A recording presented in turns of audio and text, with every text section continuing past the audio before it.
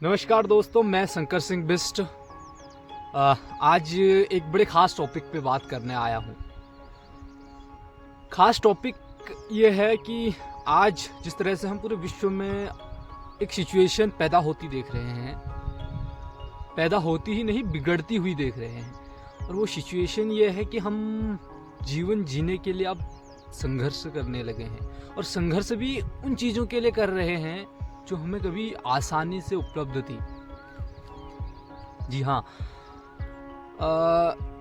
ये जो इंसानी शरीर है या जो पादप जगत है या जीव जगत है, जो भी है वो किसी मेल से बना हुआ है, किसी मिश्रण से बना हुआ है,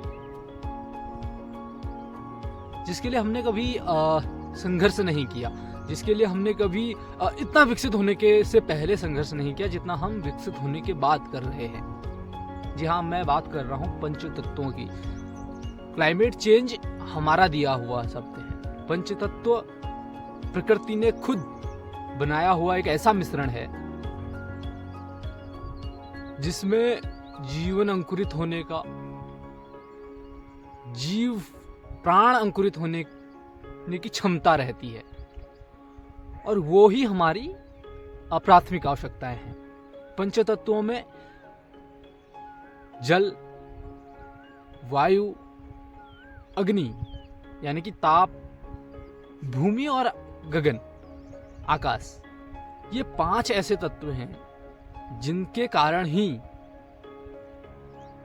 एक जीवन पनपता है, एक बीज अंकुरित होता है, और जिनके थोड़ा भी अनबैलेंस होने पर सिचुएशन बिगड़ने लगती है, और वो सिचुएशन आज बिगड़ रही है, बिगड़ ही नहीं रही है बल्कि बिगड़ चुकी है। प्रकृति ने एक बैलेंस वे में ये बनाया था, ये बताया था कि इतनी जल की हमको आवश्यकता है, वायु को इतने स्तर तक, इस स्तर तक हमें वायु की आवश्यकता है, ऑक्सीजन की आवश्यकता है,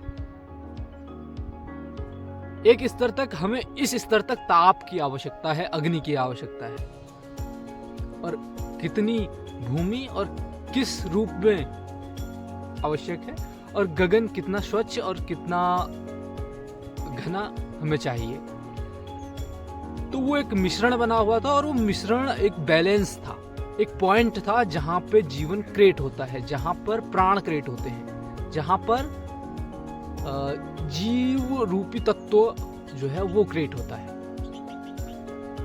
लेकिन बड़ी दुर्भाग्य की बात है कि इंसान ने उस बैलेंस वाले बिंदु को अपने विकास के, अपना एक प्रभुत्व जमाने के लिए, अपना अस्तित्व जमाने के लिए, अपने अस्तित्व को विशाल दिखाने के लिए उस बैलेंस बिंदु को कहीं छेड़ दिया है।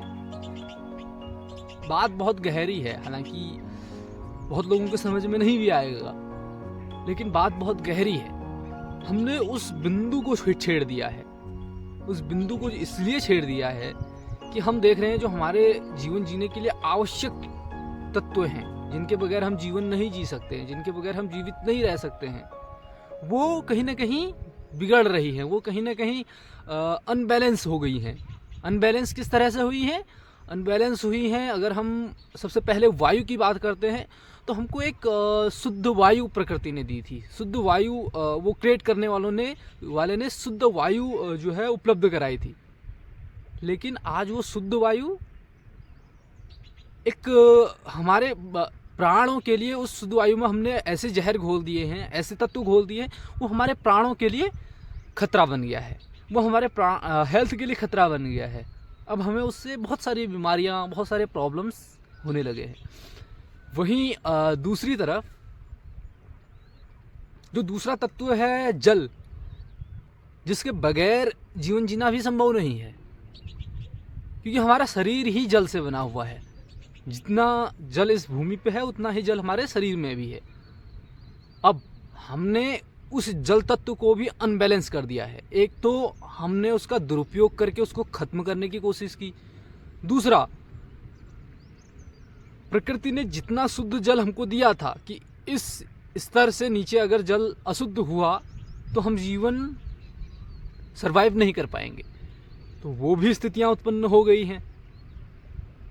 वही ताप जो हमें ज़रूरत होती है, एक स्तर से नीचे अगर हम उस एक स्तर के नीचे हमको ताप नहीं मिलता है तो हमारा शरीर ठंडा पड़ने लगता है, हमें ठंड लगने लगती है, और अगर उससे भी कम रहता है तो फिर हम प्राण छोड़ देते हैं। ये खुद महसूस करने वाली बात है। और वहीं दूसरी तरफ अगर ताप एक स्तर से अधिक बढ़ता है तो भी हमें वो महसूस होता है, और वो महसूस होते होते एक स्तर पे पहुंचता है जहां से हम अपने प्राण छोड़ने लगते हैं। तो वो बैलेंस बिंदु से हम कहीं ना कहीं ताप को भी ऊपर की ओर लेकर जा रहे हैं। एक तत्व है भूमि, जहां पे ये सब कुछ क्रिएट होता है, जहां पर ये सारी एक्टिविटी फॉर्म होती है। हमें प्रकृति ने दिया था कि हम उसके बनाए हुए चीज़ों के भीतर ही रहें और उन्हीं चीज़ों से अपना सर्वाइवल करें।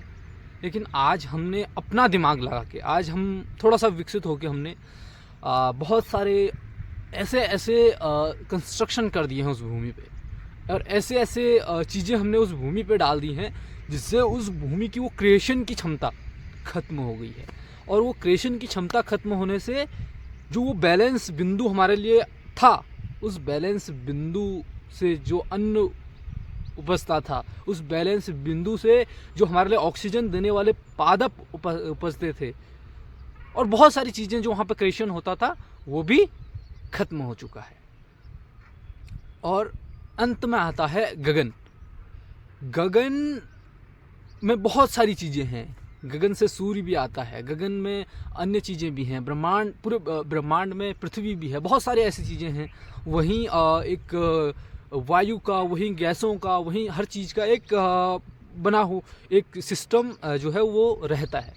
लेकिन आज हमने अपने स्तर से उन गैस जो यहाँ पे गैसें उत्पन्न की, यहाँ पे बहुत सारी चीज़ें उत्पन्न की, और उसका आवरण जो है हमने गगन में फैला दिया है। अब गगन में फैलने से जो वो गगन की स्पष्टता थी, स्वच्छता थी, वो ख़त्म हो गई है।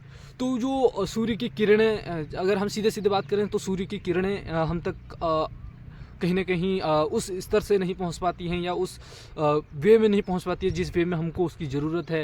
या फिर बहुत सारी चीज़ें, अगर एक और स्पष्ट से बात करें तो हमको आज तारे नहीं दिखते हैं। तो ये सारे फॉर्म, इन पंचतत्वों के फॉर्मों को हमने डिस्टर्ब कर दिया है। और डिस्टर्ब करने का मतलब हमें प्रॉब्लम्स होने लगी हैं, और प्रॉब्लम्स अगर हो रही हैं तो ये निश्चित है कि हमारा जो अंत समय लगभग नज़दीक आ रहा है। अब हम क्या कर सकते हैं? देखिए, हमने जो करना था वो कर लिया है। अब हम इससे बाहर, इसको हम कम नहीं कर सकते हैं। बस ये है, ज़रूर है कि हम इसको थोड़ा सा अपने को कंट्रोल करके, इसको थोड़ा सा कंट्रोल कर लें। जो टाइम पीरियड 10 साल में आने वाला है उसको 50 साल ज़्यादा से ज़्यादा हम ले जाएं। तो स्थितियाँ बड़ी गंभीर हैं। हम लोगों को सबको सोचना चाहिए और प्रयास भी करना चाहिए कि हम लोग इस ओर ध्यान दें। पहले ये तो देखें कि हमारे पंचतत्व जिनसे हम बने हैं, जिनमें हम विलीन हैं, जो हम में विलीन हैं, वो अगर नहीं रहेंगे तो बहुत टफ सिचुएशन हो जाएगी। और आगे की कुछ बातें हम इसी तरह से अब स्पेशली एक एक पंचतत्व पे करेंगे, किस प्रकार से हमारे पंचतत्व, जो हमारे पंचतत्व हैं वो किस प्रकार से ख़त्म होते जा रहे हैं, हमने किस प्रकार से उनको इफ़ेक्ट किया है, और वो फिर किस प्रकार से हमको इफ़ेक्ट कर रहे हैं अपने असंतुलन के कारण। बहुत बहुत धन्यवाद।